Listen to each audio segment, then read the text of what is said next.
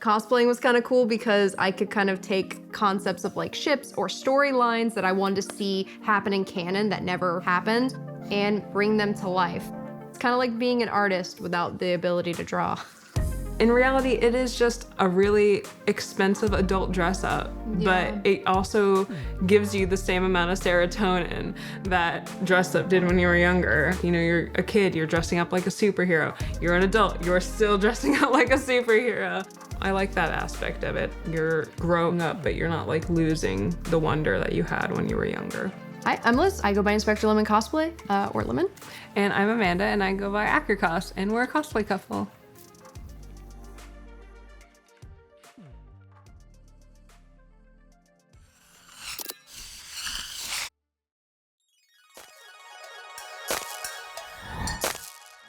I'm a military brat, so I grew up all over the place. Anime has kind of just been like the main aspect of my life. Cartoons and anime kind of were separate, so you had everyone who was watching cartoons, but like kind of made fun of anime. It was kind of like a little hidden interest of mine for a long time. I got into anime like when I got into middle school in like 6th grade. There was this girl sitting in the same little like cube of desks as me, and this girl had her book on the table, but she kept looking at her lap. And I was like, what are you doing? And then she was like, I'm reading manga. And I was like, what is that?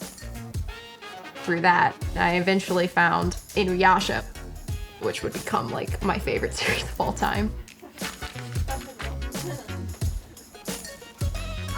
Oh, till death do us part. This is our agenda. It is our agenda.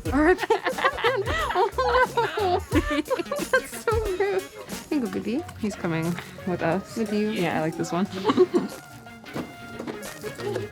A lot of these are like really old because a lot of these are the ones my dad got me. This is basically what got me into Spider-Man and got me into Marvel. Because he was like, well, one of these is gonna work. My father was like super into Marvel and I was super into DC, so it was kind of like an inside joke that every holiday he would buy me a Spider-Man comic and he'd like, you're gonna love Marvel more than you love DC. And in the end, I just loved both. My dad did pass away last year. It was like hard because everything that we did together had to do with anime and comics and everything. And growing up, those were things that I was super interested in, and like they were my heroes and he was also my hero. So I've actually cosplayed a lot of the different franchises we liked. So I've cosplayed a lot from Spider-Man and I've cosplayed from Batman, and those were like the main ones. It's kind of those things that you grow up with these characters and you grow up wanting to become them, and when you lose your parents, you still have these heroes. They kind of live on. So this is the garage. It's kind of a disaster. This is where all the old costumes get put. Like these guys stay out here and this guy is just foam and super glue. I've had it for like 5 years. The only thing that really can't stay out here is like Inosuke. So if it gets too warm in here, he has to go inside. Yeah, he is foam and hot glue. So he is temperamental with the heat, and I don't want to risk it because it took so long to make him, and I'm so proud of him. He's so cute. So Loki took months, like 3 or 4 months maybe. Yeah. These are all individually glued down. They're like little resin pieces that have to be casted. And then they're also on the pants everywhere. This is like a blend of like the stage play Inuyasha and then like my own kind of like take on some stuff. So he's a little delicate because he's brocade, but I'm very proud of him. I love him a lot. Definitely one of my favorite costumes. So this is our stream room or office room. We do a lot of our Patreon stuff in here. Oh, that's valid, yeah. We do, yeah. We watch YouTube videos, you know, very professional things. Being very productive. Yeah. So recently I got a new laptop and it's this one. So usually I would do streaming and gaming on my old laptop, and I would do all of my photo editing and my video editing on my computer. That was mostly because I couldn't run both on just the laptop. All of my crazy like multitasking has held up super great with this laptop, which is super cool. I'm streaming using Streamlabs, OBS, and then playing Genshin at the same time, and it's nice to have the option for both. With an Alienware X15, it gives me that opportunity to do that with consistent frame rate, which is something that I really appreciate. I recently downloaded Elden Ring, and I just started playing it, and It's incredible the quality that the 3070 graphics card allows for playing this game. It's gorgeous and absolutely amazing to play. I am working on replacing my cloud glove. I'm updating pieces on it. I made this about 2.5 years ago and said now I'm gonna burn holes into the top of my glove. And then I have use actual screw rivets. Yep, and use actual screw rivets onto the top of the glove. So it'll look pretty cool when it's done. But that's what I'm gonna be working on. Right? Which one's your favorite Final Fantasy? 10. 15.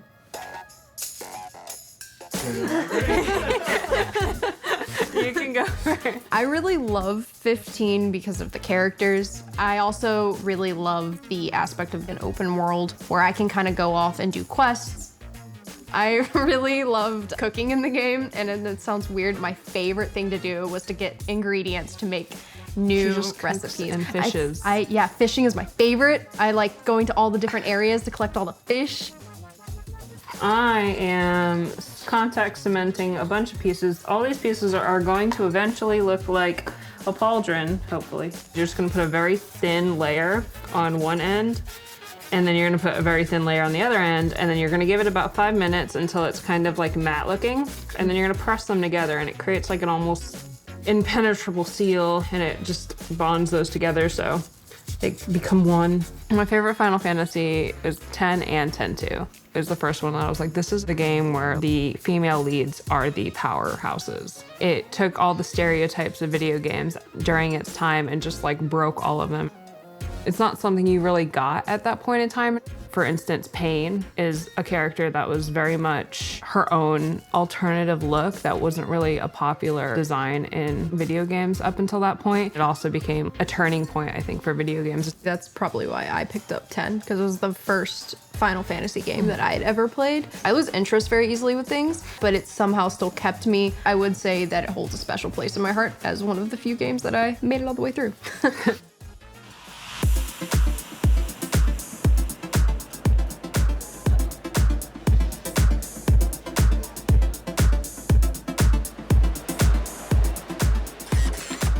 First time we met, I was at Holiday Matsuri 2016. I was standing in the Starbucks line in that lobby, and I'm like standing there waiting for my drink to be called, and I see this with love, the largest prompto, like so tall, and you had a engine blade. Yeah, so you just stood out like a beacon, and I was just like, oh, that's such a cool prompto.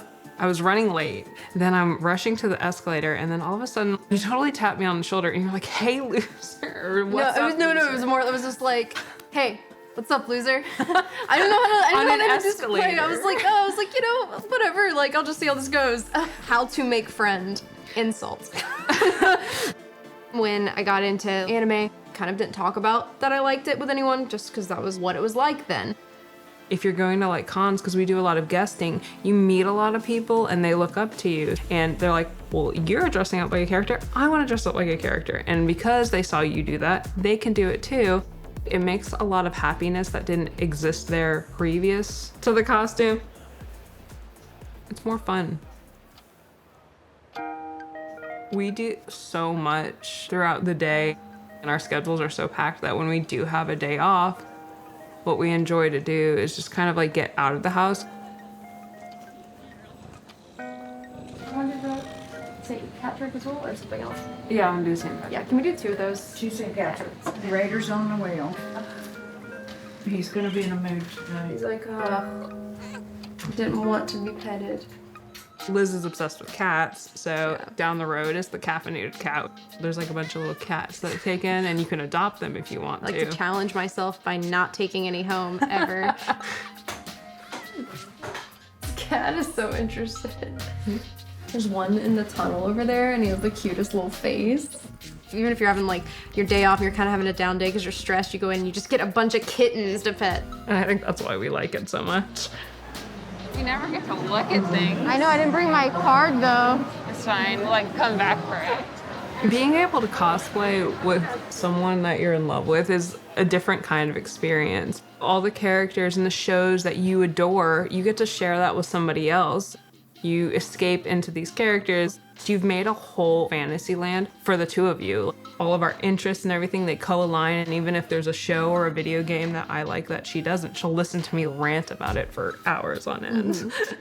You really, really, really loved the Beetlejuice musical, and I was like, what is that? And then you dressed up as Beetlejuice, and I was like, well, you know what? Maybe I could listen to some of the music. And now I like the Beetlejuice musical. That's fair. So, as a kid, like, you look up to these characters. They fall in love. It is the plot line of everything. Seeing that romance and that love that they had that transcended time, and then like being with someone that you love and then being able to be those characters. Yeah. Actually having that happen in real life and then still being able to dress up with that person, it's another level of incredible because you don't really get that